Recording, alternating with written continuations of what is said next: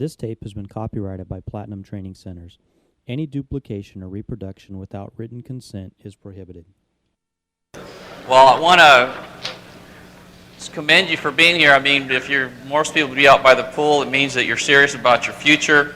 And if you're serious, I'm serious, okay? I just want to let you know that. I'm very excited about that. There's quite a few of you here, which is really, really encouraging.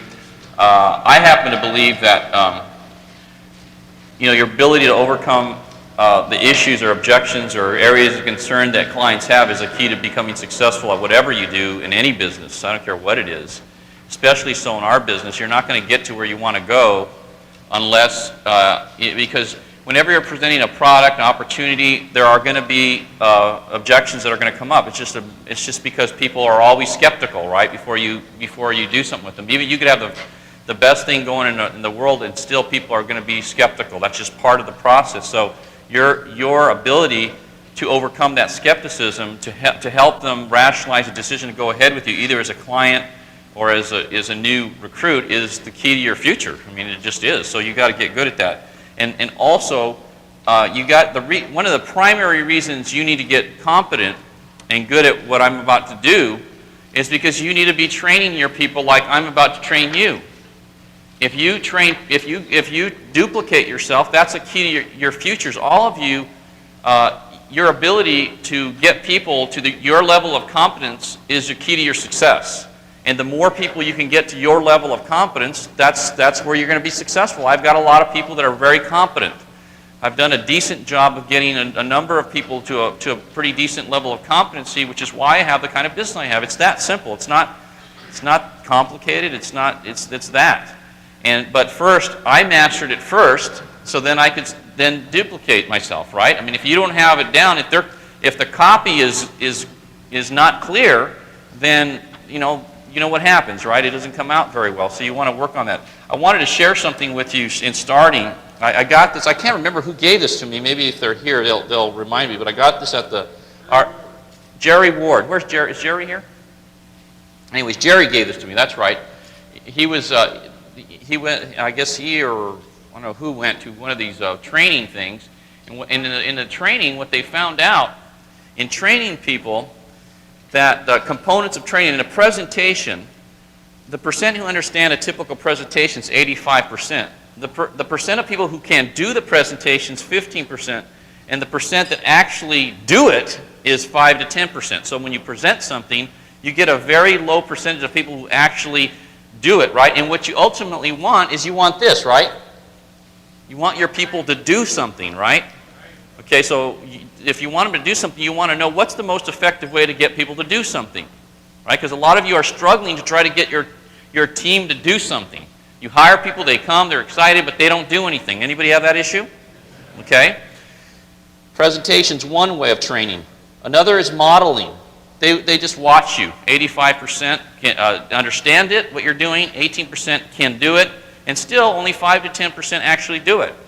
So modeling is not very effective, really, right? And then, if you look a little further, practice and informal feedback, okay? Practicing the presentation and that sort of thing, and informal feedback, same numbers basically. 85% understand it, 80% can do it, right? They can actually do it, which is a lot better, but still only the number that actually do it is 10 to 15%. We're still not where we want to be, right? We're still really have a long way to go. Coaching, study, teams, peer, and visits, right? Look at this. Look at the number. It goes to 85, 80, and 80 to 90%. And what this to me means,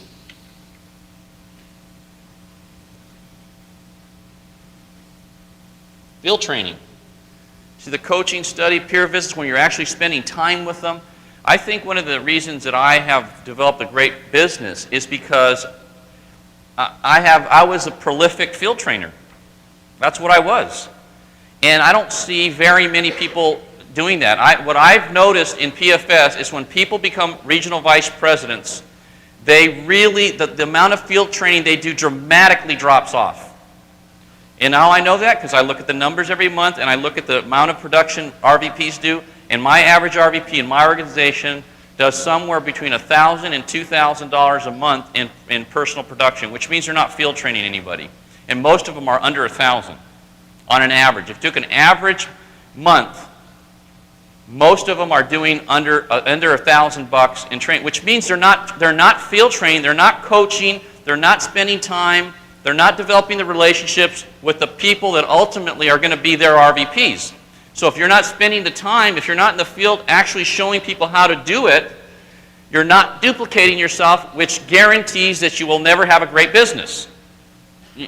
And see, what the challenge happens is that all the RVPs are letting their RMs and stuff field train everybody, and they're getting a vision of something that's less than what they would be getting if they were doing it themselves, especially with the key people. And I think that's the number one reason why most of you don't grow. And the thing that I did, I think better than anybody in PFS ever, is I stayed field training people for a very long time. I was doing 1,000 sales a month in my hierarchy when I stopped field training, and the worst mistake I ever made in my career was getting out of the field. I wish I would have stayed in another 2 or 3 years. If I could go back in time, that's what I would have done, because I got out of the field in 1990. If I would have just stayed until 92, I'd still be out of the field 5 years. You with me? That time went by so fast anyways. I probably would have produced another 20 or 25 first-generation RVPs, and instead of doing $300,000, $350,000 through first, I'd be doing $700,000 to $1 million, and then, which means instead of making $2 million a year, I'd probably be making closer to $4 million a year right now. So that little mistake that I made there cost me didn't just cost me that, it cost me probably $2 or $3 million a year times 20. Cost me about, I think over my career, that mistake that I made there of I listened to Mike Sharp. Mike Sharp talked me into getting out. He says, oh, you'll be more effective. You know, you can talk to more people if you're home. If you're on the field, you're only with one person or 2 people a night. You'd be way more effective. What I didn't realize is all the people that I would be talking to were the wrong people because they were at home. And I would be trying to motivate the wrong people, where I should have been in the field with somebody that could actually do the biz, where I could duplicate myself. Because if I could just create one more Rick Susie or one more George Verdugo or one more Chris Howard, right? And the way you do it is personally, right?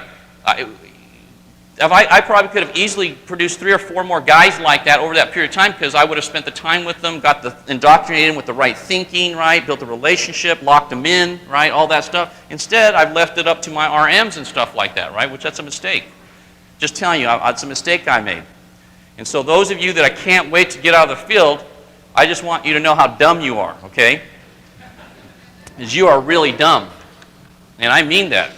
Because you don't understand.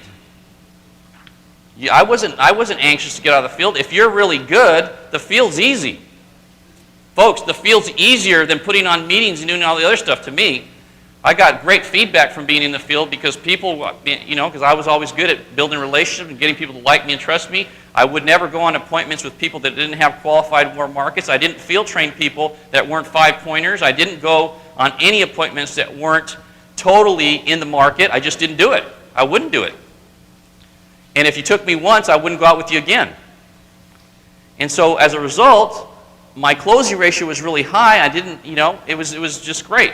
And one of the issues that most people have, and why you're not getting a lot of people field trained, is because people don't perceive that you're going to get great results, so they're not anxious to take you to see people.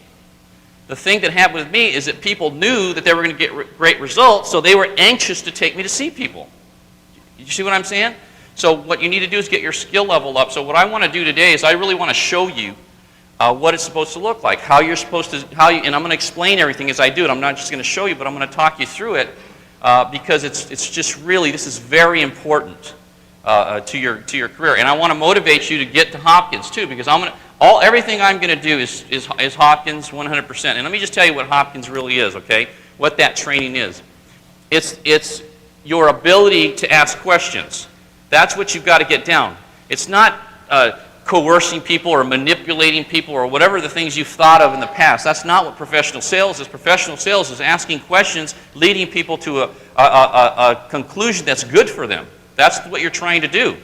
And we're in a business, thank God, where it's very difficult to hurt somebody. You know, you're taking them from cash value to term, right? That's pretty much impossible to hurt them with the term policy. You're taking them from banks, credit unions, cash value insurance savings vehicles to a mutual fund. It's pretty much impossible to hurt them doing that. You're taking them from being in debt to being out of debt. You know, how are you going to hurt somebody with that, right? You see what I'm saying? So the things you're trying to close people on are good for them. It can only help them, so you should never feel anxious about trying to close somebody when you're leading them to that conclusion. Does that make sense? You should never feel any anxiety, and when you're trying to recruit them, what's happening to a lot of you and why you're not recruiting more people is your belief that if you recruit them, they're going to struggle like you struggle. Most of you that aren't recruiting, you have a belief that prevents you. You look at them, you go, man, if I get them in, I've really struggled. It's been really painful for me, and they're going to feel that same pain. So then what happens? You talk yourself out of being aggressive to try to get them involved because you believe that they're going to experience what you've experienced. See, the reason I didn't have any problem is because I was closing, right? And I believed if they got in and they did what I did, they're going to have a lot of success, and they were going to close everybody, and they're going to make money and be successful. That was my belief. That's what I started with. That was the premise. So I had no problem if I met a Greg Gunn to focus and say, Greg, you need to get in this thing, man. If you get in and you follow me and you do what I show you how to do, you're going to make nothing but money. You're going to have tons of success. It's going to be unbelievable. I wasn't thinking, oh my God, if he comes in, he's going to struggle. He's maybe not be able to make his house payment. I didn't think that. I believed that he was going to be successful. And I also understood, I'm a realist, that if he didn't do the things I told him to do, he was going to struggle and it was going to be tough. But that's his problem, not mine. See, that's his problem. That's his decision because I'm going to teach him the right things, and then he has a choice to take that and run with it or do what he wants to do. And so I never took credit for his success or his failure. See, I've never done that. When you guys are struggling, I don't take credit for that, and when you succeed, I don't ever take credit for that. Because I offer the same thing to everybody that's ever come into business. It's always the same. And some people run with it and some people don't. What am I going to do? Right? What are you going to do? I don't have any other obligation but to present the same thing to everybody. You have the opportunity to do with it what you please, okay? And so that way I never felt guilty about people struggling. I don't feel guilty about it. I don't because I know that it's simply a decision to change that. Because I've told everybody that's in my business since day one that I listen to Hopkins tapes 2 hours a day, 5 days a week for 3 straight years. And I don't think I have one person that's ever done that in my organization ever, okay? So if you're not willing to do what I did, you cannot expect to have what I have. You just can't, okay? It's just not going to happen. No chance, no way. Because you listen to it 20 or 30 times and then you start getting bored with Tom's voice and you stop doing it. Now it's my fault because you're struggling? Hey, I'm not taking credit for that. All right? You want to win? Then you do those things. So I'm going to show you why it makes sense. Because, folks, if you're struggling, it's because your closing ability is suspect. I never struggled at the business. It was never difficult for me because I had this down, what I'm about to talk about. PFS has always been easy for me. Always. From the very beginning, the only struggle was to get other people to do what they needed to do. But for me, personally, it was never been difficult. I never had a problem recruiting people. I never had a problem closing transactions. Never. Okay? I never looked at it as difficult. I thought when I came in here, this was like Disneyland.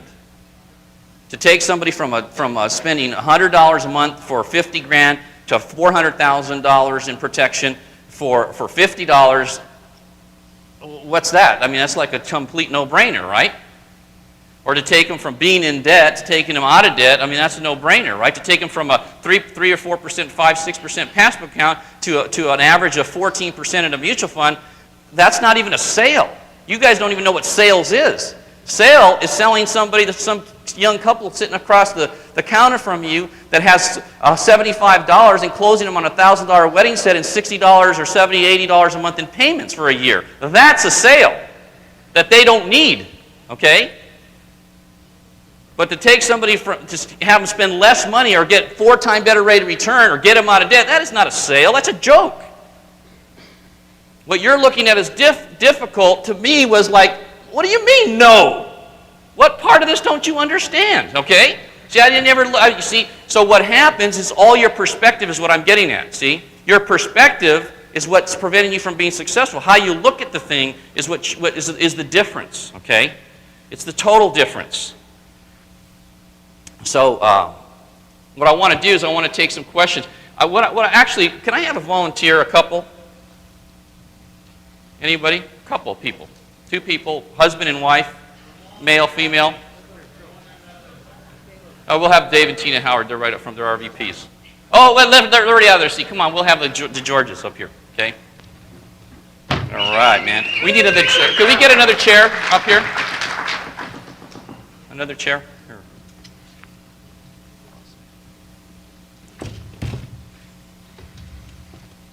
I want to preface this by saying that I have not been in the field for 7 years, okay? All right? No, that's not an excuse. I'm not making an excuse. I just want to show you that when you have it down, it's like riding a bike. You never lose it, okay? See? It doesn't matter. Because I haven't been, and I've never really been on an F&A presentation, to be honest with you. But that doesn't matter either. Here, this is the mic. Awesome. Okay? See, one of the reasons a lot of you are doing F&As, you have another mic? Maybe we'll take that. Yeah. You have enough stuff there for me? Okay. One of the reasons you have a lot of people doing F&As right now, and the reason that they're not getting the results is that they're not tying people down. That's the reason. You have a lot of people doing F&As, and they're coming back, and they're not tying the clients down. And what you've got to do is you have to tie them down at every point. Like when you take the information, and I'm not going to do the whole information, but if I take all this information from Claudia and John, the one commitment I'm going to get, once I get the information, I'm going to sit down, I'm going to say, John and Claudia, we're going to come back with an analysis and take a look at all the things that we're doing for you right here. We're going to be able to help you. There's no question in my mind. From my experience, just by the information you've given me, we're going to make a tremendous difference. It's not going to be a little difference. It's going to be significant in the tens of thousands, possibly hundreds of thousands of dollar range. And, but in order for that to happen, you're going to have to make a decision to implement some of the strategies that we're going to come back with, that I'm going to come back with. And I want to, I'm going to be investing somewhere probably between 3 to 6 hours in your program and helping you set up a plan and all that sort of thing. So before I leave, I want to just get clear a commitment from you that if I do this and I come back with a strategy that's superior to what you're currently doing, can you see any reason when I come back, if it makes sense to you, that you wouldn't go ahead and implement those strategies? Makes sense. If it makes sense. You're ready if it makes sense? Sure. Great, fantastic. So see, I'm going to ask that question. I'm not leaving the house unless I get that commitment right there. There's no possible way I'm leaving. If I don't get that commitment, if they hem and haw and they go, well, like let's hem and haw a little bit. I don't know. Maybe I'll shop around if you show me some things. Well, that's fine. I don't have a problem if you shop around, but if I'm going to do the work and I'm going to put it together for you and it's going to be superior to what you're currently doing, there's no sense in me doing that if I'm going to put something together that's going to help you and dramatically improve your situation. For me to do that, the only way that I can come back is if we're going to get a commitment to do something. And if it's not better for you, I'm not going to ask for a commitment. I'm only going to ask for a commitment if it's substantially better than what you're currently doing. All I want to know, if it's better, can you think of any reason right now why you wouldn't go ahead with it? Probably. We're going to look at it when you come back. We talk about things before we do anything. I don't have a problem with you talking about it, but if it's better than what you're doing right now, and you can see that there's a significant improvement in what you're doing, and it also improves the future as well, can you think of any reason why you wouldn't implement the program? No, if it's an improvement, It's going to benefit us in the future. And I'm only going to ask for a commitment if it benefits you, but if it does, I just want to know, because if you're not going to do that, there's no sense in us going through the whole routine, For me, there's no sense in it, and for you either. You're going to waste your time and waste mine. I don't want to waste your time as valuable as mine is. I just want to know if it's better that we can, consider going ahead. Sure, if it's better. Great. See how I didn't let that die? Because if they go out and think about it, most of you go, okay, well, I might have a chance to close it. If they don't commit, I'm not coming back. See, the reason you do that is because you don't see your time as being valuable. That's why you do that. The way you believe about your time, you don't see it. My time's valuable. If these people aren't serious, thank you very much. I'm out of here. I'm on to the next person. I will not come back. And you might go, well, I don't know if I can. Hey, you better start doing this, because I'm gonna impress upon them that my time's I'm serious about this. This is not a joke to me. I'm gonna save them tens of. So if they still waver, I say, maybe I didn't make myself clear. I'm going to get you guys completely out of debt probably within 10 years. I'm going to probably put an additional 2, 3, 4, 500,000 in your retirement most likely. If you die prematurely, you're going to probably end up with 2 or 3 times more protection than you currently have. You're going to be in so much better shape. So, I mean, if it's going to be that radical, can you think of any reason why you wouldn't go ahead? Ridiculous, right? See, and I would say that, just like that. I want to make them feel stupid for not going ahead. Right. That's my goal. You with me? In a nice professional way. You with me? I'm not being obnoxious. I'm just being direct. I don't want to be obnoxious. I'm not going to hammer them, but I want a commitment from them. Most of you don't do that. For sure, 90% of your people don't do that. And that's why you constantly get the phone call, how'd it go? Well, they said they wanted to think about it. And what'd you do? Right? And that's how you hear, anybody ever that conversation? Sure. Right? Well, if they would do this, that wouldn't happen. It wouldn't happen. Every now and then you're going to get a jerk, that's going to, even after they give you the commitment, they're not going to go. That does happen. It's rare, though. It's very rare. And it's especially rare if you develop rapport with the client, and the client likes you, okay? And trusts you, right? And so another commitment I would get, is I'd say, listen, because I showed him the F&A already, right? We've already gone through a sample F&A, and I showed him the shortfall. And I would go back to that. I would say, typically on the summary page, remember I showed you this? Most clients, 9 out of 10 clients, you guys have a shortfall of some sort. When they're trying to accomplish their goals and dreams are usually a little bit bigger than their income. And so, most likely, you're going to have some sort of shortfall. I don't know what the number is. We'll find out after you get all of the input put in. But if there is, in fact, a shortfall, you're going to be set up with 2 choices, you guys. One choice is to radically reduce your goals and dreams. In other words, put them aside or maybe put them further out in the future. That's one of the options you have. The other option you're going to have is to look at making additional income, enough more money so that you can accomplish your goals and dreams. Which one of those 2 things sounds most attractive to you guys at this point? More money. We've been looking to make more money. Yeah. So that in fact, if I come back and there is a shortfall, and I can show you how to make more money to accomplish that, to shore up that shortfall, can you think of any reason why you wouldn't at least explore that possibility to make that extra money? No, I would look at it. Okay, great, fantastic. If he tells me, no, I don't think this is not for me, right? Does that ever happen? It's just sales. Okay. I'm not a salesperson, though. Listen, let me ask you a question, John Clare. If you do have a shortfall, let's say your shortfall is $1,000 a month. Do you have some other alternative way to earn that $1,000 a month right now? Not really. So you really don't have any other options at this point, right? No, not really. So I'm not clear. Why wouldn't you at least explore that possibility? It's just another option. I mean, for one, I'm not in sales, and 2, I'm busy. Okay. We're real busy. All right. We have a lot of things going with the things going on. family, and okay, but and then most people are busy, and that's good because I'd rather work with somebody that's busy that's not busy. But the fact is, if there's a shortfall, you're going to have that again that opportunity to make a decision. And if you want to accomplish your goals and dreams, you're going to have to make that extra money. You realize that, right? sure. Okay, so if you can do that, I can help you to do that, and you can feel comfortable with that. Are you willing to sacrifice some of your spare time or some of your time in order to accomplish that, or are you going to make the decision to not accomplish those goals and dreams? It's going to be a significant, change for a family. We'll do. How much time are you talking about? How much time can you invest? Couple days a week, probably. Did you Give see up what I did bowling. right there? See, most of you would say, "Oh, it doesn't take very much time at all." You don't do that. As soon as he asks a question, I need to ask another question, right? How much time are you willing to invest? Because I want to find out where he's at. So he says a couple days a week. Great, fantastic. Sometimes they'll say, "I'm so busy, I just don't have any time." My next question is, how many days a week do you work? 5. Oh, 5. So then you have 2 additional days free then. Yeah, it's family day, and I take care of the lawn and change my oil. And when you work during the week, do you work 12 hours or 16 hours a day, or do you No, work 8 hours. Oh, 8. So what time do you usually get off work? 5:30. 5:30. So then you're really free from 6 to 9, Yeah. Monday through Friday. Okay. You know what? Most of you don't ask those questions, though. See? Because when they say too busy, I want to qualify that. I'm going to make him explain that. There's no way that he's too busy. It's just that I didn't ask the right questions. So I asked a question: how many hours a week? How many days a week do you work? I work 6. We work 6, so that means he has 1 day free. How many hours a day do you work? I work 8 hours a day, but then I have softball on Tuesday, and Boy Scouts on Wednesday, and we have some church things on Thursday, and Friday we go to the movies. Okay. Monday, Which Thursday. one of those things is more important than you accomplishing your goals and dreams? Which one of those things? Probably the softball. See what I'm doing? I'm just asking questions, right? I asked a question, so he's going to have to qualify which one's more important, right? Well, if he says none of them, I said, well, then you're willing to rearrange that and maybe cut something back so that you can earn the additional money. Is that what you're telling Yeah, me we then? could probably cut You something. could probably cut something. If it was serious, if it was important to you and you could see that you could do it, you would do that, wouldn't you? Sure.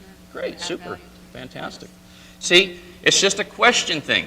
A lot of your people are stumbling, a lot of you are stumbling because you don't ask questions. A lot of the people that you're not recruiting, you could be recruiting. Simply by doing that. That turned a light on, just that question right there, right? I mean, just that one little question changes a lot of things for you, right? Okay, so we got that commitment, all right? I come back, when I'm going through the F&A, for example, okay, one of the things when you're explaining the F&A, I would be going through this and I would be saying, look, when I come back with your information, it's going to have a lot of information. One of them is going to be your goals and objectives, and it's going to show all that stuff. But the most important thing that's going to happen is it's going to show you how your expense, what your monthly income is, and all your expenditures, and it's going to show you the percentages. So right now, do you currently? Because one of the things you want to do is you want to motivate people to give you the information, right? Because you have to motivate them. They're not going to give it to you. They have to see that there's a benefit to them giving you this information and opening up their personal life to you, right? Especially when it's a stranger. People are very, very, they're cautious about giving up information that's personal. Sometimes they're embarrassed, right? They're very embarrassed about their situation, so you have to make them feel motivated to want to give you that information. So one of the things my goals is when I'm going through the F&A is to motivate you to give me information. That's the whole idea of showing a person an F&A. I would say, John and Claudia, one of the things we're going to show is we're going to find out exactly what percentage of your income is going to each respective area, like living expenses, how much of your income is going to debt, to insurance premiums, to savings, to taxes, all those areas. Do you know the exact percentages that you're spending in those areas? I don't have a clue. You don't have any idea? Well, then you're normal.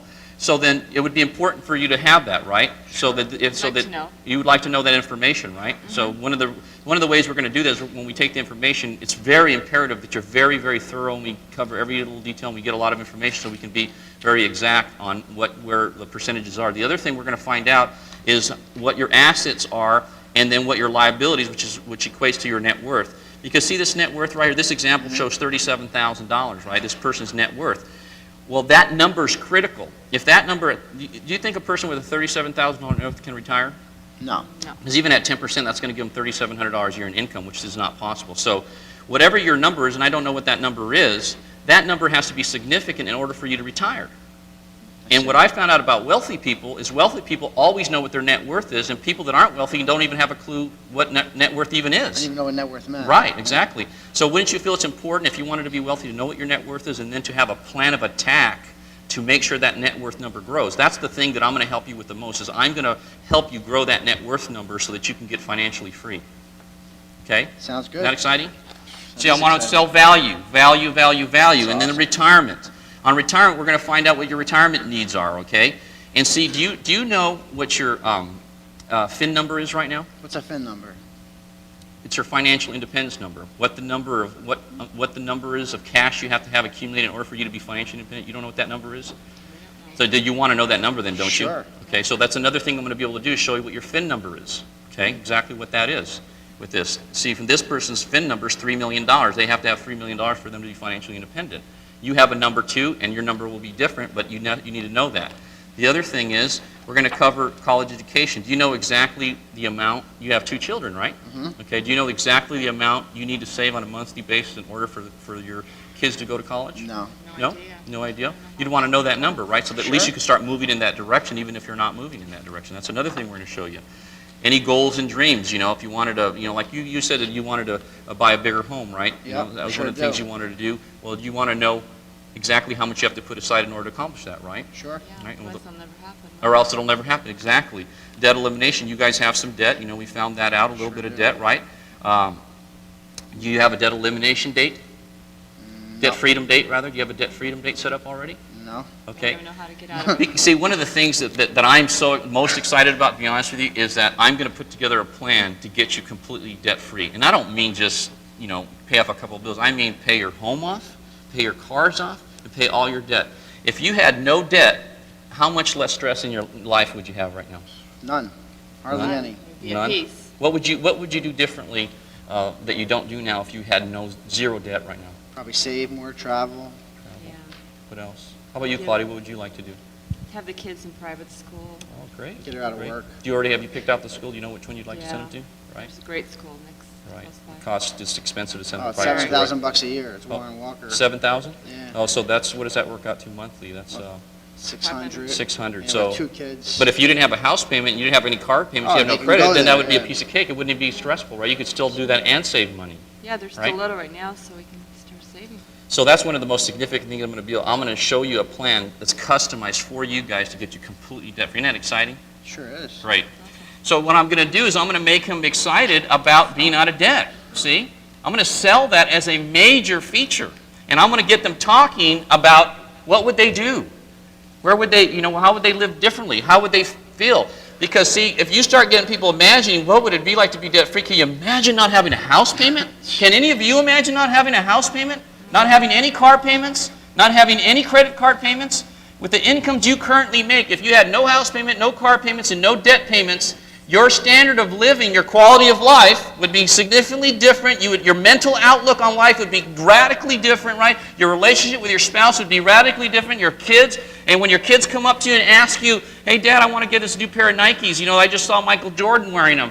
How much are they? They're $148. Right now you go, get out of here. Are you crazy? Let's go to kids or whatever, right? This way, you can do that now, right? And that won't break you. That sort of thing. It's a major, major ordeal. Protection. Listen, if you're average, you're radically underprotected, and you guys would normally do this. I mean, you would probably do the figure out what your income is. Right now, you guys, based on what you told me, you guys are making $60,000 a year. Right. You're making 30, or you're making 30. So really, you're going to need 300,000 on each of you. And right now, you have 150,000 total, and so you're radically underprotected. We're going to be able to put together a plan that's probably going to be comparable to what you're currently spending, but for almost 4 times more protection. So if we can do that, can you see any reason why you wouldn't go ahead with that? No, that makes sense. As a matter of fact, I already know it's going to be lower. Darren, you have any challenge with making sure we qualify you? Maybe we could even do that tonight. No, we We can can get get you more qualified coverage because for it the same takes a money. while for underwriting, 60 days or so. We can get you qualified. All I need is a good faith deposit of $68 to get that started. So we will take care of that before I leave tonight. Okay? Great. Great. Just close it. Just get the check. See how assumptive I was there? Totally assumptive. It's done. We're going to close that. Sure. Give I'm them going more. to get that business. I'm not going to ask them. I'm going to assume. You need to get more assumptive, right? And so that's basically how I'd use that. And then on the F&A, and then in terms of the recruiting thing, again, I would go back to the shortfall thing. Let's say that I come back now, and I've already got the commitments. We're going to do business. I'm going to close them. I'm going to say, John and Claudia, after we do your F&A, you remember we talked about the short when I was here. I asked you, you had 2 choices. One is to reduce your goals and dreams. The other was to make additional income to make sure you accomplish those things. I asked you a question, which one's more attractive to you? And you told me Make more money. making more money, right? Sure. So there's no question I can help you make more money. There's no question about that. The only decision you have to make is, do you want to make more money? Yeah, we need to. You need Can't to, cut okay. back no more. Okay, great. So then what we need to do then, we need to get started right away. The most important thing for us to do is my experience is to show people how this works. Would you do me a favor, Claudia? Would you go get your address book? Because what we're going to do is we're going to put together a list of people we're going to go see. And you probably have any friends that are really good friends of yours that you could just call them and say, I'm going to pop over? Do you have anybody like Sure. that you have that kind of relationship with? Yeah, Marco. Who would that be? Marco Mar- Boyce. Marco, who else? Greg Wing. Greg Wing? Chris Anybody? Howard. Chris I know Howard? Chris might be interested. And I would be writing these names down. Okay? I'd write Chris Howard, Marco, and Greg Wing. Yeah. Anybody else? Yeah, Danny Duffy. Danny Duffy? Yeah. Okay, great. Okay, great. I tell you what we'll do. Why don't we do this? Why don't we call those people right now, and let's set up to go pop by and see those people in the next couple of days, and then that way you'll get an opportunity to see how this actually works. You've already seen how it works with you and I, right? One of the concerns I usually get from people when I ask them to do this, you guys, is they're afraid that I'm going to go over, I'm going to hard pressure their friends. Do you feel comfortable the way that I conducted myself with you guys? You educated us, yeah. Yeah, you feel comfortable? We learned a lot. Learned a lot. It's still our decision. It's your decision. I didn't pressure you in any way, right? I just made sure it made sense. I just wanted you to feel comfortable that when we go see these people, that I'm going to do the same thing with them that I've done with you. We're going to treat them the same professional manner. I give you my word that I would never do anything that would in any way jeopardize your relationship with those people. I want you to feel comfortable with that because there's no way if I go there and I do anything that would, offend you or offend your friends in any ways, you wouldn't take me to see anybody else, right? Right. Okay, so I know it's in my best interest to do the right thing by you and by your clients, so I want you to feel comfortable because a lot of times people are worried about that, and I don't want that to be even a concern in your mind, okay? So let's get on the phone and let's set those up. And I would take that objection away because a lot of the times the reason you have challenges getting your new people to set up appointments is because they're concerned you're going to go over and hard pressure their friends and do something that their friends later are going to call them, why the hell did you bring Hector over here? That guy was such a, they're thinking, right? They're anticipating that happening. They really are, and they're not moving ahead, and you don't know why they're not moving ahead. You're just going, how come these people aren't setting up appointments, right? The reason is that's a concern, so I want to bring that concern out, deal with it so that there's no apprehension and they're motivated to take me to see somebody. You see? I want them to see that it's not in my best interest to do that to them because we can't move forward. If I do that, they won't take me to see anybody else. It's very important. So I bring up that objection. I'd always bring that, especially when you have hesitation, because I want them to feel really comfortable about going ahead, okay? So that's how I would handle that. Now, that's how I'd use this thing. I can't see, folks, if you do an F&A with somebody and you set it up properly and you get commitment, how you wouldn't, number one, do business with every single client in every single case. It would be a total aberration for you not to, for me not to close a sale using an F&A. I can't comprehend how you wouldn't close every single person you sit down with an F&A if you get commitment up front, if you get permission in advance, okay? The other thing is I can't even comprehend how you wouldn't recruit everybody that had a shortfall. Everybody. I mean, if they told me, Hector, I just don't see me doing this, I would say, listen, I could walk away, we did business, I'm going to earn a fee on the business we did, but the truth is I would be doing a tremendous disservice if I allowed you to do that. I know you don't feel comfortable with it, but I'm telling you, you need to make that $500. Let me go out and show you how this works. Before you make the decision to not go ahead and do the business, let's go see a few people. You don't have to make a full commitment, but come with me, sit by me. I'll do all the work. I'll do all the talking. All I want you to do right now is just to observe, okay? That's all I want you to do. Would you do that at least for me? Yeah, just kind of just do that. I don't want a major commitment because I want to show you. Because once you see it in action and see how it works, I promise you, John and Claudia, you're going to see it in a totally different light. You're going to be excited about it. And you're going to see that it's not that complicated and that you can do it. Most people look at this and it overwhelms them a little bit. They go, they don't believe they can do all this.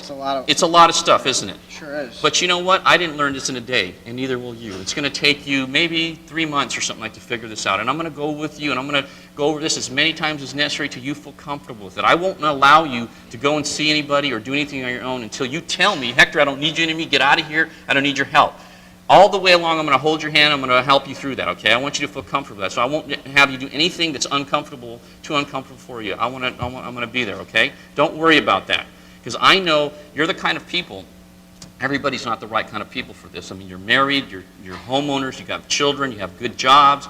You don't know it right now because you don't understand my business like I do. But when I sit across the table and I look at you guys are perfect for our business. There is no possible way for you guys to fail if you just plug in and you allow me to coach you and teach you. I won't let you. There's no way because you have credibility. You have work ethic. I know that, right? I mean, you're a competitive. I know you're a competitive guy. Someone like you. I mean, you don't know this, but take my word for it. You are it. The only thing that could stop you guys is you.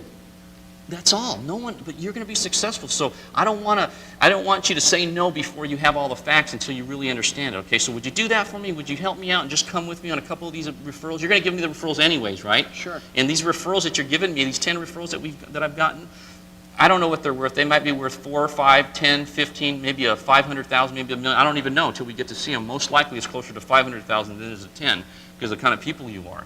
So I could go earn all that income, or we can earn it together. Which one makes more sense to you guys? Together makes more sense. Let's do it, okay? Let me help you, all right? Let's get that thing shored up and get you saving money and get you flush and get your debt paid off. And let's, instead of having it be 10 years, let's do it in the next 2 or 3 years, okay? Sure. Great, Sounds man. good. I'm excited. You can't believe how exciting this is going to be. You guys are going to do awesome, man. I'm so Awesome. pumped up for you guys.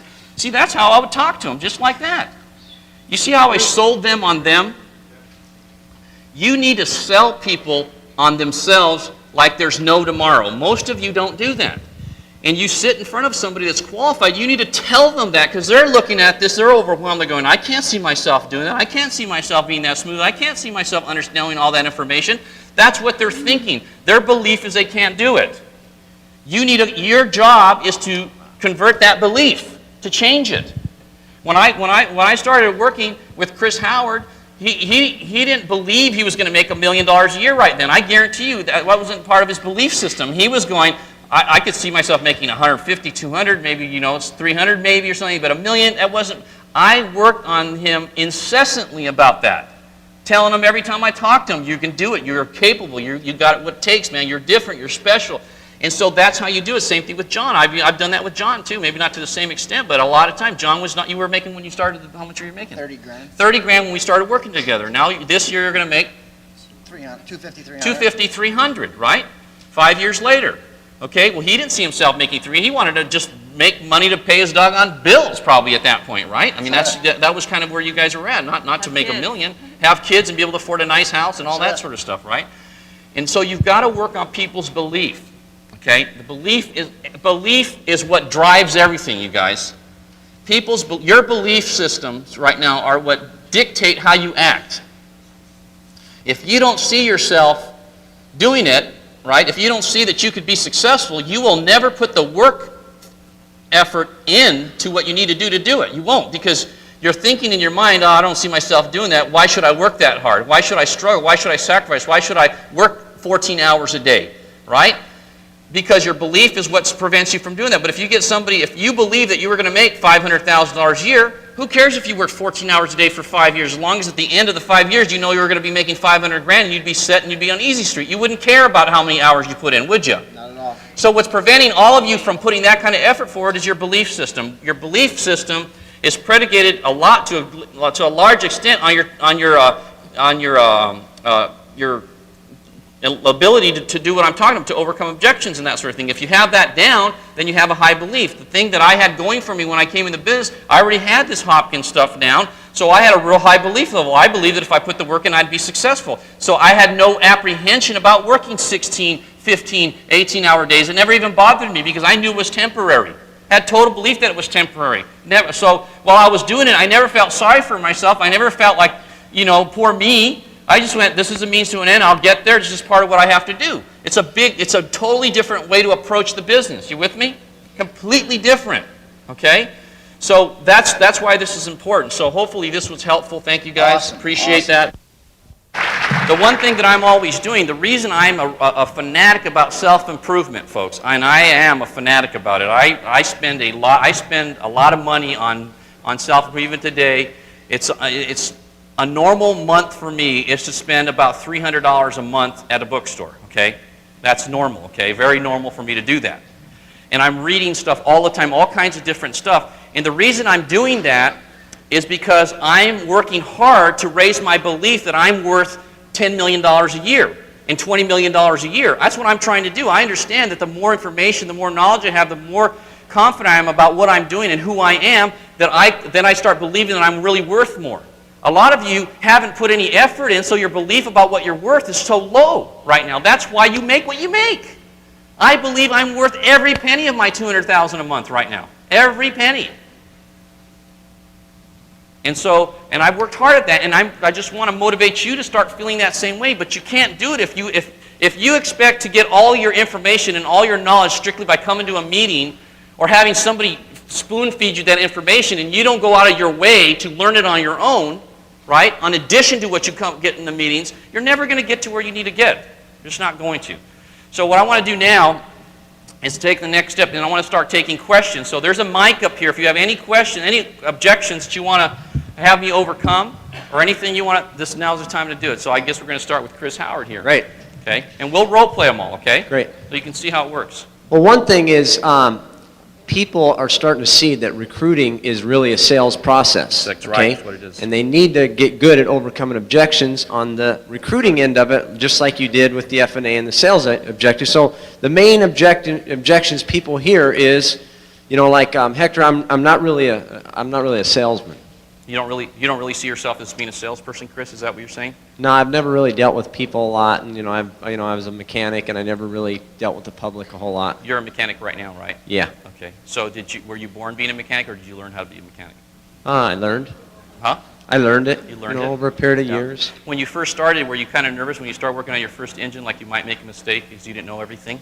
Well, yeah, I remember Kind of that. felt Yeah. nervous about that, right? Yeah, sure But what did. did you do to learn everything?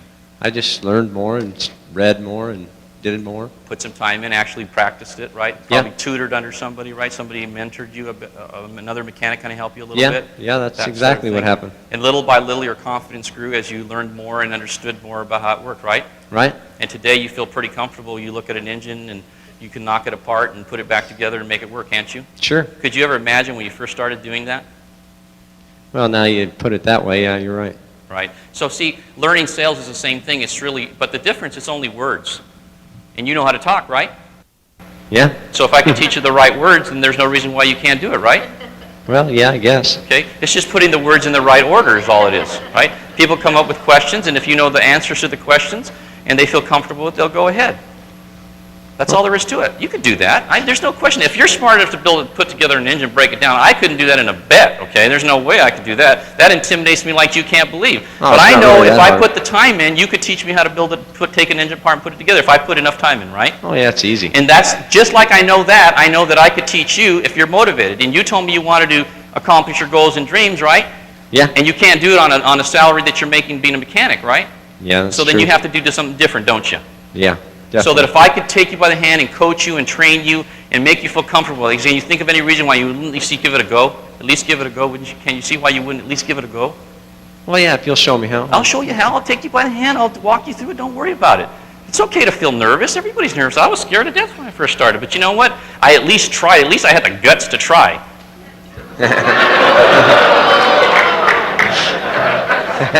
Good, good. So you see what I'm doing? I just asked him a lot of questions, right? Did I tell him anything? No. See, what most of you are doing is telling. And if you notice, I didn't tell anything. I asked him questions and led him through the questions to that conclusion. I never told him anything. I didn't tell him, you can make a lot of money, you'd be great, you know, we have a great company, PFS is a big umbrella with all these companies under it, and the future's unbelievable. I didn't say any of that, right? Because that's not what he's concerned about. He's concerned he can't do it. Right. You see? So telling him stuff wouldn't have helped him one bit. You got to ask questions. Well, you know, something else, you know, this really sounds interesting in the company, but you know what, I spend a lot of time with my family. You love your family, don't you? Yeah, absolutely. Are you able to do everything for your family right now financially that you'd like to? No, not really. Not really. So are you going to be able to do that with what you're currently doing? No, my shortfall says I'm $1,200 short here, so. Okay.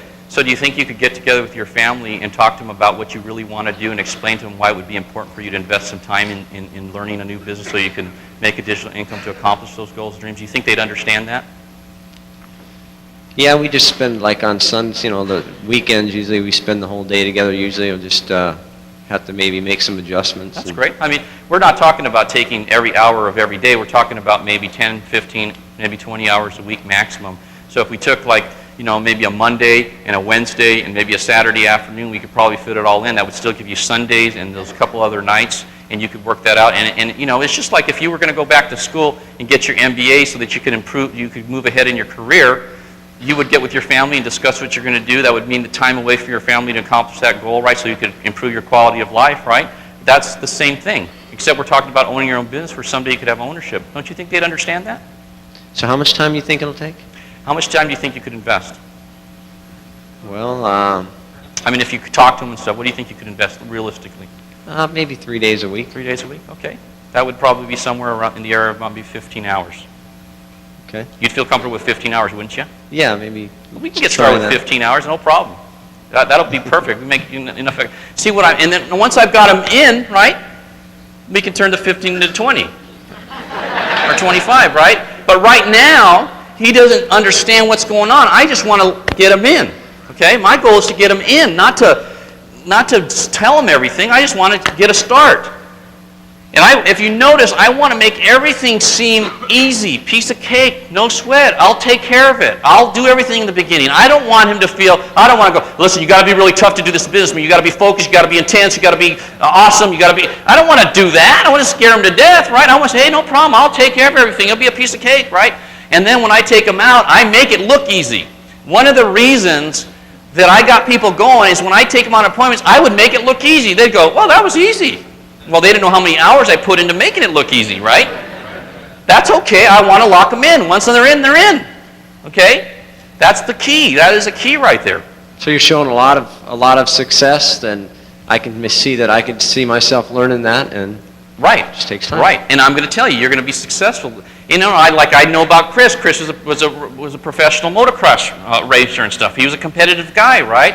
And if I found out about somebody, I would ask questions. What did you used to do, you know? And he tells me, right? A lot of you are ex-athletes or ex-something at something you were really good at, okay? I would say, Chris, did you accomplish what you wanted to accomplish in motocross? No. You wanted to be a star, right? Yes. You wanted to be the best, right? Yes. And it didn't happen. No. So if there was another chance for you to be a star at something, why would you deny yourself that opportunity to do that? You're right. This is your chance, dude. This is your chance to be a star, to make it, to be somebody, to do something great with your life, to be the guy in the headlines again. This is your chance to do that. I'll help you do that, man. I'm telling you, you have the ability to do that. Your competitive nature, your work ethic, you have superstar written all over you, dude. I mean, you have the ability to do whatever you want to do. My coaching, my know-how, and your work ethic, and your commitment, we're unbeatable, man. There's no way. All we're going to do is make money, dude. That's it. That's all we're going to do. See, that's how I would talk to him, just like that. And don't be afraid to do that. Folks, with the F&A, I'm talking to Greg Gunn. This is Greg right here. Greg, we were talking last night. Greg does tremendous at SMART. He's great at securities, and he's great at the life business. He's an RVP. He makes, on an average, $3,000 with each client he personally sees. That's what his average is so far this year, right, Greg? He makes $3,000 per client because he does the F&A and he does all three products. He doesn't just know life insurance, he knows SMART, and he does it all. So he makes $3,000.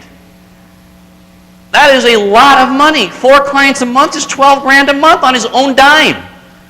Right? That's big time right there. I'd be recruiting everybody off that. Do you realize, Steve Cross, when I see an average client make $3,000, I see 4 clients a month, I make $12,000.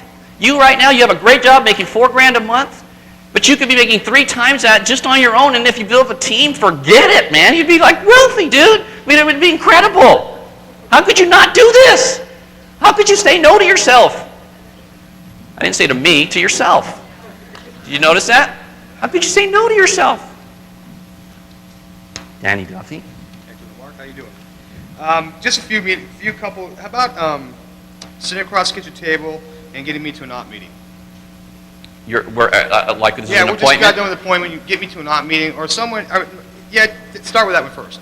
Okay, so I've done an appointment. We've We've done done a an appointment, presentation. everything, You've yeah. seen the business, right? And now I want you to get to the op meeting. Right. What I would do is I would take it off the F&A. That's why I would do the F&A thing, okay? That's why the F&A and the shortfall thing is like the most perfect lead-in we've ever had, okay? Before it was always like, how do you lead into the recruiting? It's like there, right? It's a shortfall as a lead-in. I would say, Danny, you're most likely going to have a shortfall. And you have 2 options. You can reduce your goals and dreams, or you can make more money. Which one sounds most attractive to you? Make more money. Okay. Well, we have a business briefing that we do on Tuesday evenings. And before you make a commitment, I'd like to have you come up and take a look at our operation, the way we do things, our office, and all that sort of thing. So that way, when we come back and there is a shortfall, you'll know exactly what we have to offer in terms of shoring up that shortfall, and then you can make an intelligent, informed decision once you have all the facts. Because you seem like the kind of person that you don't make decisions unless you have all the facts. Am I correct in assuming that? That's true. Okay, so would you do me a favor and come up with me and take a look at our business opportunity and what we do in our office? And then that way, when I come back with the F&A, then we'll know exactly where you stand if that's something that makes sense for you. Can I get your commitment that you'd come up and visit with us on this Tuesday? Does this Tuesday work for you? You know what? I work Tuesday. Okay. I work on Tuesday nights. Okay, can you rearrange your schedule? Yeah, I guess I saw value to it. And if it was really important to you, would you rearrange your schedule? Yeah. Okay, when could you rearrange your schedule? Probably a couple weeks. A couple of weeks? Yeah. Okay, so when can you find out? Are you going to be at work tomorrow? Can you Yeah, find I out will. if you can do that tomorrow? Yeah. So what I'll do is I'll give you a buzz tomorrow, and I'll get back with you tomorrow and find out when you can rearrange your schedule. We can set that up. Okay? Okay. All right, great. Good. And I'd just do that, and then I'd follow up. And you know what'll probably happen? He'll probably put me off, right? And then I'll just do it again, and I'll do it again, and I'll do it again. If I think he's qualified and he's in the market, I'll do it till he does it, till I guilt him into saying, okay, yeah, I'll be there. I've had people put me off 3 or 4, 5, 6 times. So what? If you're working with enough people, so what? They pop in at different times, right? Just work on them. Don't take that personal that they're doing that. They're only doing that because at this point he still is not convinced there's enough value for him. That's why they do that. It's the only reason. If he thought he could make $100,000, $200,000 a year, he would be asking you when he could go, right? But he's not. But I haven't got him there yet. Okay, that's going to take more work on my part to get him there, to get him to understand that. Take a little time. That's all. So I'm not in a hurry because I'm working with 30 different people right now. See, your problem is you're focused on 2 or 3 people you're trying to recruit. I was working on 30 or 40 different people at the same time, and farming them. Anybody in the real estate business, how you farm, and you cultivate, right? That's what you do, and you build a raised pot by, and you just keep doing that till you get them popping in. That's what you do. How about someone like an appointment setting? Like when you sat down with someone brand new, did you make calls for them or did they make their own calls? The truth is, I rarely help people set up appointments. Okay? What I would do is I teach them how to set up the appointments. As I got so busy that, and they knew that if they took me, that they were going to get results. They were motivated to get people to see me. They would see that's how I did, honestly. But setting up an appointment, if somebody has credibility, it's easy for people with credibility to set up appointments. The problem with you guys is you sometimes you recruit people who don't have a lot of credibility, and they have a hell of a time setting up appointments because they have no credibility. But people with credibility don't have a problem setting up appointments. Okay? So if you recruit people with credibility, appointments are a non-issue. It's only when they don't have it that's an issue. You know what I'm talking about, right? You hire those people who have no credibility, and you're like, it's pulling teeth to set up an appointment. But you hire somebody, like a Chris Howard, who maybe had a lot of credibility. He just calls people up. It's not a problem. So really the issue is train them how to do it, but hire people with credibility. It's much easier. The business will go so much faster for you, okay, if you do that. But you should coach them. Last question. No load funds. You know what this fund? You know what? Can you tell me a little about no loads? We've been doing some reading and stuff like that, and someone told me, my dad said, don't ever pay your load on a fund. Let me ask you a question. Are you interested in the return, or you're interested in the cost? Oh, return, of course. Return. So if the return was significant enough, then the cost would be a non-issue. Is that what you're saying? Yeah. Okay. I guess. Great. Well, let me show you the different funds and the different qualities that they have, the different advantages and investment objectives, and then you make a decision what makes most sense to you. The fact is, there are no funds that are completely no load. They all have charges. Okay. A true no load fund does not exist. So either you pay one way or another. There's always going to be a fee of some sort. Have you found that in your life that you get things for free? No. No, you don't. Okay. So there's something fixed in there, but most important is the investment going to accomplish your goals, right? Isn't that what you're most concerned with? So if I can put together a portfolio of investments, an asset allocation mix that accomplishes your goals and dreams, and you feel comfortable with that, would you go ahead at that point? Sure. Okay, that's what we'll do then. We'll find out what's best for you. Thank you. And you make it a non-issue, okay? As far as like appointment setting on the phone, like let's say you get their number, you prospect them, or it's a referral, and they say, you basically throw the bait out there, and they say, well, I'll call you. I'll give you a call next week, Hector. Well, first of all, when I'd call to set up the appointment, right, I'd say, Hello, this is Hector Mark with PFS, and I was talking to Chris Howard, and Chris asked me to give you a call. I was able to help he and Susan pretty dramatically, and they were real excited about what we did for them. And they told me that you were the kind of person that if you could earn more money, save money, that you would be open to exploring that possibility. Is he correct in saying that? Yeah, I'd say so. He's Okay. correct. Well, what I'd like to do is get together with you and share the same information I shared with them. What I do is a comprehensive financial needs analysis. Do you have a financial needs analysis right now? Not at this point, I don't. Do you have a FIN number set up already? Don't know what it is. Financial independence number, like what number you're going to need to accumulate to be financially. You have that number? I have never. Do you have a figured that debt out. freedom date set up yet? Nope. You don't have any of that yet? Nope. Wow. You really need to sit down then, because those are some of the things I'm going to help you establish. Okay. Right.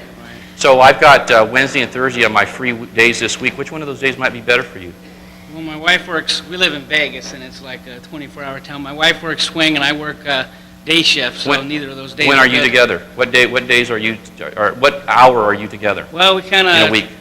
Yeah, we just have a few minutes on Sunday. We usually go to church Sunday morning. Okay. And so Sunday afternoon, 2 o'clock, 3 o'clock, would that be decent for you?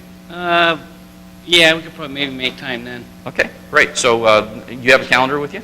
Yeah, Why don't you get your calendar out? This is very important. All right, you have a little debt right now. Do you have any debt? a little bit. Okay.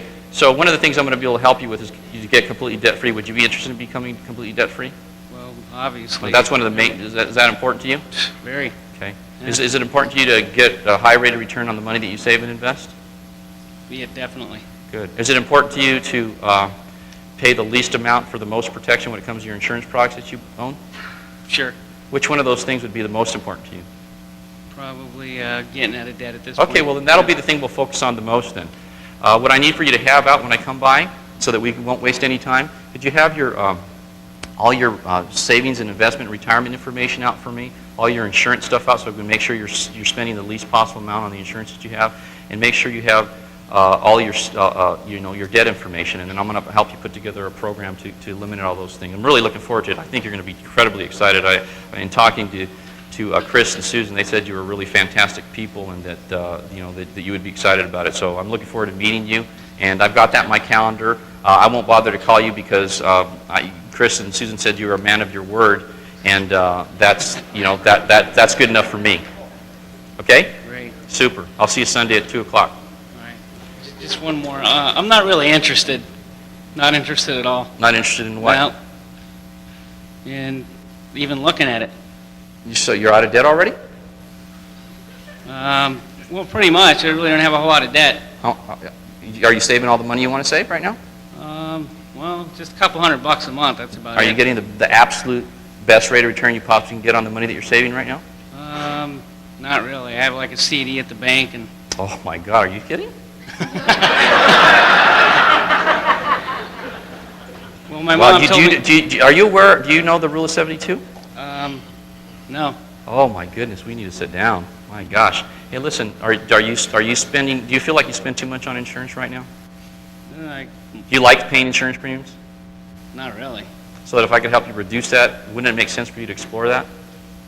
Well, yeah, of course. Listen, I'm going to help you with those things. Generally, the reason somebody tells you they're not interested is they think they're not going to get any value, that it's not going to be in their best interest, okay? That's usually what they're saying to me.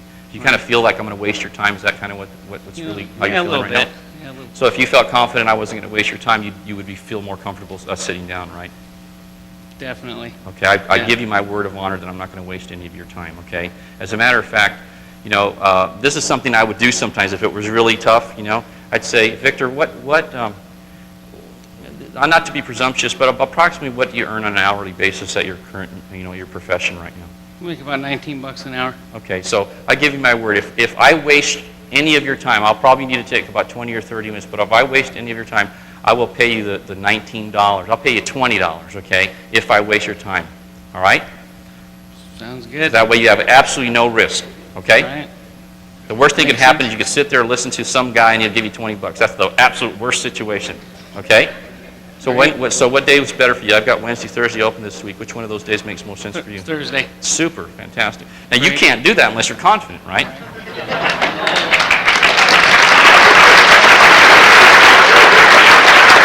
But there is no way that I'm going to pay him $20. Okay? There's no way, right? Greg, are you ever going to? There's no way. Because I'm going to show him so much value, there's not, but I'm going to take it, I'm going to make it risk-free for him, right? That's why they, you know, when they have those infomercials, they say 60-day money-back guarantee and all that stuff. The reason they do that is because if you feel like there's no risk, then you feel okay to go ahead. See, what's happening, people are thinking they're risking their time with you. I'm going to make it certain you're not risking any time spending time. It's going to be such an advantage to you to spend time with me, you're going to be nuts not to. Right? It's like working overtime without having to do anything. Yeah, Hector, this looks like one of those pyramid, multi-level marketing things. What's a pyramid? Well, so, you know, I looked at these, seen a lot of these multi-level things like Amway and New Skin, and have never really been interested. Looked into doing those and looked like they don't really make any money. What turns you off about them? The cold calling, the contacting my friends and trying to get them involved in something. So if you didn't have to do that, then would you feel more comfortable then? Yeah. So if I could show you how to build a business without having to do those two things that you mentioned, then you'd be open to exploring it? Yeah, without having to try and get my friends involved and that kind of stuff. Okay, great. So when can we get together? Is that, isn't that what you're talking about doing though? Do you want to do it that way? That's a way you can do it, but you don't have to do it that way. What other way is there to do it? You can run an ad. You can, you know, talk to people that you work with and get them involved. You can network. You could talk to other business owners and have them send you referrals. You can do a lot of different things. Any way you want to do it. So there's really no limitations. There's no limitations on how you do it. It's up to you. But even if you did, if the products and the services were so valuable that everybody should own them, would it matter to you if you had to talk to a friend or neighbor or coworker or something like that? If you knew that the value was there, in fact, that the people were going to save tens of thousands of dollars and really improve their quality of life, if you were convinced of that, would you feel apprehension about that then? Not if the products were quality products and there was a true value. Oh, so then your real concern is if the products have quality and there's true value then? Yeah. So that if I could show that to you, then you would feel more comfortable then? Yeah. Okay, great. That's not a problem then. So when can we get together so I can explain everything to you so you can see that and so you can feel comfortable with that? Yeah, sometime next week. Super. I got Wednesday and Thursday, and you set up the appointment. Okay? Ask questions. Find out what the real issue is, right?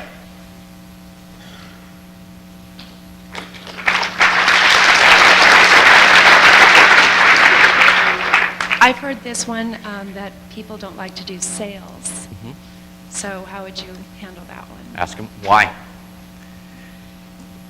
Why I don't you have. like to do sales? I have, and it's You have just, what? the response is, I don't like sales. I don't Is it, like is, that you don't, salespeople. is it that you don't like sales or you don't like the rejection? Which one is it?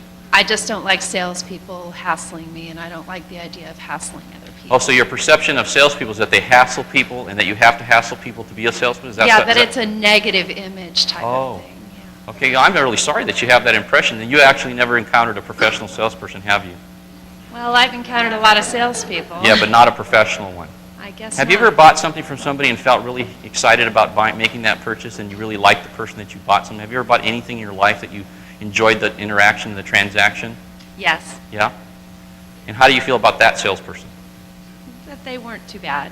Okay. So if you were that kind of a salesperson, then it wouldn't be bad then, would it? Not as bad, but something like this seems kind of pushy. I don't know. What's pushy about it? Well, it just seems kind of aggressive. So your perception is in order to be successful, you have to be aggressive, Yes. right? So that if I could show you how to do it without being aggressive, then you would feel more comfortable with the process? A little bit more. Okay, great. I can do that for you. That's no problem. Thank you. So what you do is you see what I'm doing is I'm trying to find out what the real issue is. Is it aggressive or what's the deal with her, right? She's feeling that way, but the fact is you can show her how to not be aggressive. You don't have to be aggressive to be great. You have to ask questions. It's not being aggressive. Aggressiveness doesn't work, okay? You could close some people. Some people will buy something just to get you out of their house. We have a lot of people like that, okay? We have a lot of people in PFS. We have some people in our organization that are like that. But that's not how you do it, okay? You do it through asking questions and making them feel comfortable about the decisions they're making. That's what you do. Hector, hi. This is Sean Perry. You came over to our house, and we're really impressed with the products and services that you provided, but me and my wife are doing a lot of thinking, and we're just going to need a counselor insurance at this point. We found a product a little bit more affordable for our finances right now. Okay. How is it more affordable? Well, it's basically 50% less, and went through some research with some brokers, and it's more coverage for less money. Okay. Same 20-year term. First of all, that if you did an F&A, that wouldn't come up. Okay.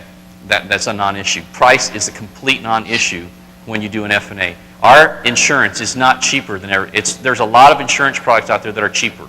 And I would never argue with the person on price. And I would never have that problem if I did an F&A first. It would never be an issue. Right, Greg? Never, okay? So if you're having a price issue, they didn't understand the value of the F&A because that would be all bundled into the whole cost of the program. So if you're selling insurance and not an F&A, then that's an issue. But if you're doing the whole thing... It's not a problem. What do you do to try to maybe save it if it's one out of 100? You can't do anything to save that. If it's 50% cheaper for the same product, I wouldn't even try to save it, honestly. I wouldn't do that. I would say, first thing, I would cover the benefit issue. That's exactly what I would do. I would say, first of all, I'd find out exactly what did you buy. Can I take a look at the program? That would be the first thing, because it could be cheaper, but it could be ART, which means it goes up every year, okay? If it's exactly a 20-year level term product that's exactly like ours and it's 50% cheaper, well, there's not a whole heck of a lot you can do, right? There's nothing you can do. But again, it comes back to, if you're selling on price, then that's an issue. But if you're selling the value of an F&A, that is not an issue. Okay, so one thing I would do is make sure I did an F&A with every single client, so that becomes a non-issue. If it's in fact cheaper, I would look at the benefit issue side of it. Okay, does your product have a terminal illness benefit rider? Does it have IBR rider? Does it have, now that we have guaranteed rates, are the rates guaranteed for the entire length of the term of the program? You know that new brochure we have that has all the questions, right? I would read that list of things. I don't have that in front of me, so I don't know all of them. But I would have that, and I would cover every single thing on that list. Does it have all these features and benefits? That would be a name thing. I say, did that person set up a program for you that's going to get you completely debt-free? Do you have that program set up already? Do you have, do you have an investment program set up so that you can get the maximum rate of return?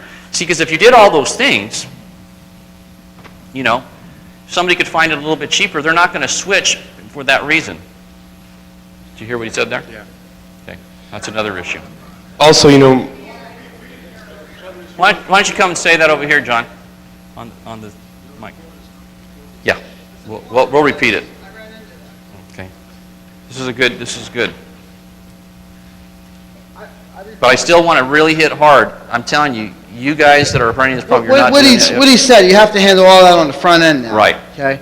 And do a good job on the front end so they don't go, go shopping. Cheaper's not always better. Better's not always cheaper. But if people are like, how old are you, Sean? 27 years old. Somebody like that, 30, 35, you want to do the T2000 with the 1000 base with the rider, and that stays level to the amount they pay stays level to 65, and the coverage stays level for 25 years. Okay, it's a great program. And if you compare that to a 20-year term, what did old agents used to say about our 20-year term? What happens after 20 years? Goes up after. And what happens after it? It does go up, okay? So it was there. So now our 25-year or to 65 doesn't go up. It's fixed till they're 65, and I replaced, it was a real cheap term. They had that, and they needed it for longer. They needed it to 65. They're younger people. Right, they needed a program longer than 20 years. I said, well, look at your 21st year. They went, wow. I said, look at this, right? And that's how, so you don't get them replaced on you. So I would use a lot of those. The difference in the price from the 20th to the 21st year is radical. It's a radical difference, and when you average that out for the next 5 years, it beats it. And everything's not paid, their kids aren't totally grown and out of college, and for a younger person, they need a longer term. That's why we came up with the 25-year term. So that's what I would do on anybody 40 or under, or 25 years.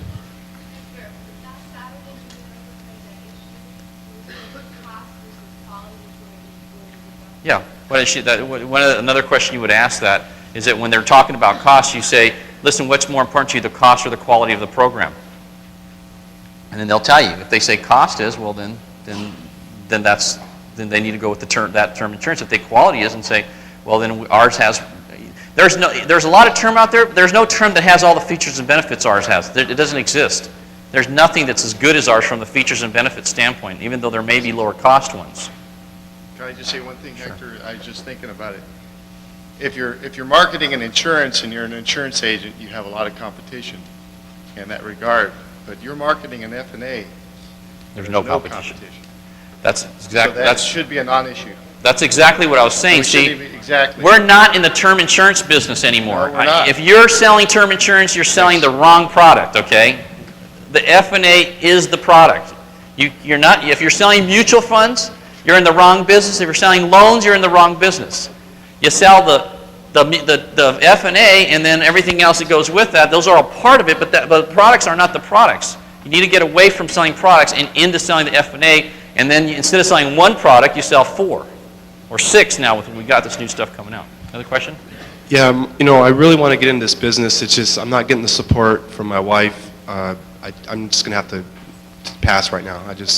I'm not getting the support. Well, Sean, the reason most people aren't getting support from their spouses is they're not making money. Have you making money?